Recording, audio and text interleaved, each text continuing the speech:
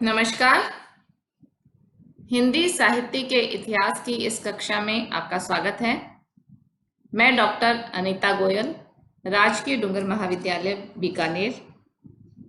आज की कक्षा में हम आदिकालीन साहित्य, जिसके अंतर्गत रासो काव्य की गणना भी की जाती है, उस रासो काव्य की व्युत्पत्ति और उसके स्वरूप के बारे में अध्ययन करेंगे। विद्यार्थियों, जैसा कि आप जानते हैं कि हिंदी साहित्य के प्रथम काल के रूप में आदिकाल की गणना की जाती है। आदिकालीन साहित्य के अंतर्गत रासो काव्य का महत्वपूर्ण स्थान है। इस रासो काव्य की उत्पत्ति की जब हम बात करते हैं तो इस नाम से जुड़ी हुई कृतियां हमें पहले अपभ्रंश में और उसके बाद हिंदी और गुजराती में मिलती हैं। लेकिन संस्कृत, प्राकृत और पाली में इस रासो काव्य के नाम से काव्य परंपरा प्राप्त हमें नहीं होती है। रासो काव्य के बारे में हम पढ़े उससे पहले हम इस शब्द की व्युत्पत्ति कैसे हुई है उसके बारे में थोड़ा सा अध्ययन करते हैं। रासो शब्द की व्युत्पत्ति के संबंध में राजसूय, रहस्य, रसायन आदि अनेक शब्दों की बात कही जाती है। और जब भाषा विज्ञान के ध्वनि विकास की दृष्टि से जब हम इन सभी अर्थों को लेते हैं तो यह अर्थ ग्राह्य नहीं होते हैं। उस समय जो रासो शब्द है वह कहाँ से आया, ध्वनि विकास की दृष्टि से, उसकी बात भी हम इस कक्षा में करेंगे। पहले हम कुछ विद्वानों के मतों की बात करते हैं जो विभिन्न शब्दों से इस शब्द की उत्पत्ति बताते हैं। जैसे कि पोपटलाल शाह हैं, वह कहते हैं कि रस शब्द से रासो साहित्य की उत्पत्ति हुई है, रासो शब्द की उत्पत्ति हुई है। रामचंद्र शुक्ल हैं, वह कहते हैं कि रसायन शब्द से रासो बना है। गारसा दत्तासी राजसूय से मानते हैं इसकी उत्पत्ति। विंध्येश्वरी दुबे राजयश से मानती हैं और ग्रियर्सन राजा देश से इसकी उत्पत्ति मानते हैं। लेकिन जब हम रासो साहित्य के इतिहास और भाषा विज्ञान के ध्वनि विकास को देखते हैं तो इनमें से किसी भी अर्थ को हम हृदयंगम नहीं कर सकते, इस अर्थ को ग्राह्य नहीं मान सकते। वस्तुतः रासो जो संज्ञा है, रासो संज्ञा का विकास रास और रासक से हुआ है। ये रासो या रासक जो शब्द है वह अति प्राचीन जो एक भारतीय नृत्य रहा है उसका नाम है ये, जिसका संबंध कृष्ण लीला से भी रहा है। वस्तुतः जो रासक शब्द है वह संस्कृत लक्षण ग्रंथों में उपरूपक के रूप में भी प्रयुक्त हुआ है। संस्कृत का ये जो रासक है अपभ्रंश में रास, फिर रास उ और अंत में रासो हो गया। प्रथमतः रासक से उत्पन्न इस शब्द का जो मूल स्वरूप है वह भागवत के कृष्ण रास में उपलब्ध होता है, जो एक प्रकार का श्रृंगारिक गीत नृत्य काव्य था। और कालांतर में धीरे धीरे इसमें कथा तत्व का समावेश भी होता गया और धीरे धीरे यह शब्द वीर काव्य के लिए प्रयुक्त होने लगा। निष्कर्ष रूप से जब हम बात करें तो कह सकते हैं कि रासा प्रधान छंद वैविध्य परक काव्य ग्रंथों को रासाबंद या रासक कहा गया और बाद में ये काव्य रासो कहे जाने लगे। वे किसी भी छंद में हो या किसी भी विषय वस्तु पर आधारित हो, वे रासो काव्य कहे जाने लगे।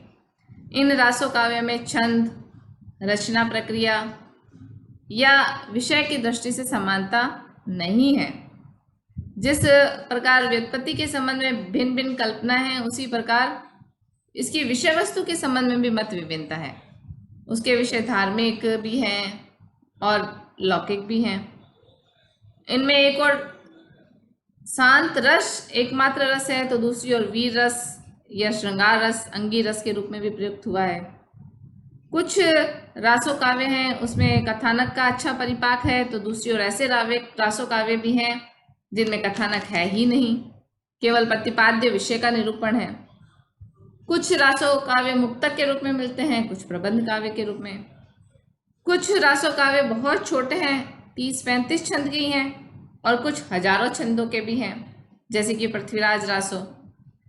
इस प्रकार ये जो रासो काव्य है ये जिस तरीके से अपनी उत्पत्ति के संबंध में अनेक अर्थ रूपणी रहा है, उसी प्रकार ये विषय की दृष्टि से भी विविधता में ही रहा है। और आज जब बात हम ध्वनि विकास की दृष्टि से कहते हैं तो रासक शब्द से इसकी व्युत्पत्ति अधिकांश विद्वानों को मान्य है। निष्कर्ष रूप में हम इस शब्द की उत्पत्ति रासक शब्द से मान सकते हैं। अब हम लेते हैं कि रासो काव्य जो लिखा गया, रचा गया, इसके जो विविध प्रकार हैं वो कौन कौन से हैं, कौन कौन सी ऐसी विभिन्न प्रकार की प्रवृत्तियां हैं जिसके आधार पर रासो काव्य को अलग अलग भागों में, अलग अलग प्रकारों में बांटा गया है। सबसे पहले हम लेते हैं कि रासो काव्य की जो प्रकार हैं ये दो प्रकार के हमें मिलते हैं। एक तो है गीत नृत्य परक रासो काव्य और दूसरा है छंद वैविध्य परक। जो गीत नृत्य परक रासो काव्य हैं उनके अंतर्गत जो बात कही गई है कि कौन कौन से रासो काव्यों को इसके अंतर्गत शामिल किया गया है, इसमें सबसे पहले उपदेश रसायन रास जो जिनदत्त सूरी के द्वारा 1134 ईस्वी में लिखा गया। दूसरा भरतेश्वर बाहुबली रास जो शालिभद्र सूरी के द्वारा 1184 ईस्वी में लिखा गया। बुद्धि रास 1184 ईस्वी में ही शालिभद्र सूरी के द्वारा। जीवदया रास आसगु कवि के द्वारा। चंदनमाला रास बीसलदेव रास, चंदनमाला रास के कवि आसगु कवि हैं और बीसलदेव रास के नरपति नालर हैं। तो ये जो रासो काव्य का रूप है इसमें गीत और नृत्य की प्रधानता है।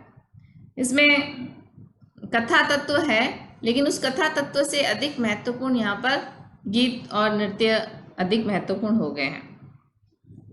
और छंद वैविध्य परक एक दूसरा प्रकार है रासो काव्य का, जिसके अंतर्गत जो रचनाएं हैं वह मुख्य रूप से जो लिखी गई हैं उसमें छंद की विविधता दिखाई देती है। गीत नृत्य परक में छंद का वैविध्य नहीं है, परंतु छंद वैविध्य परक रासो काव्य में छंद की जो विविधता है वह दृष्टिगोचर होती है।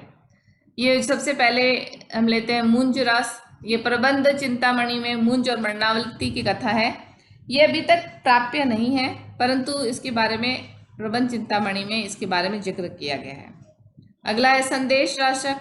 ये अब्दुल रहमान के द्वारा 1143 ईस्वी में लिखा गया, जिसमें एक प्रोसित पतिका वीरणी की सुंदर कथा को वर्णित किया गया है।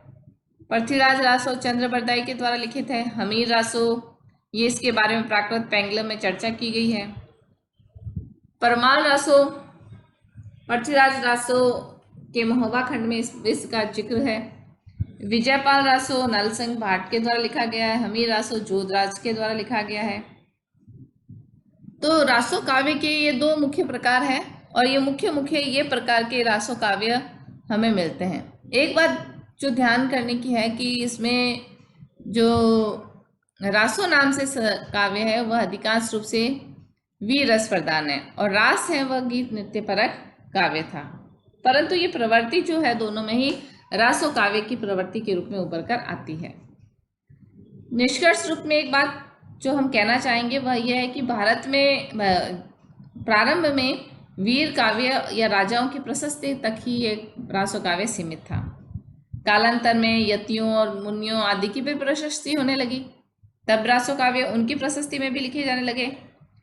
लेकिन बाद में कुकृत्यों, कुग आचरण को भी वर्णक विषय बनाया जाने लगा। जैसे एक है वाण्या रासो, जिसमें बन्ये के द्वारा उधार दिए गए सामान की कीमत को 2 बार वसूलने की कथा का वर्णन है, उसे भी रासो काव्य का नाम दिया गया। तो इस प्रकार से ये जो रासो काव्य एक समय में विशेष रूप से प्रशस्ति गान के रूप में थे, वे धीरे धीरे कुआचरण के वर्णन में भी सक्षम हुए। तो विद्यार्थियों, आज हमने रासो काव्य की उत्पत्ति और रासो काव्य के प्रकार के बारे में अध्ययन किया और प्रमुख जो रासो ग्रंथ है उनके बारे में बात की। आगे की कक्षा में हम रासो काव्य की प्रमुख विशेषताओं के बारे में अध्ययन करेंगे। धन्यवाद।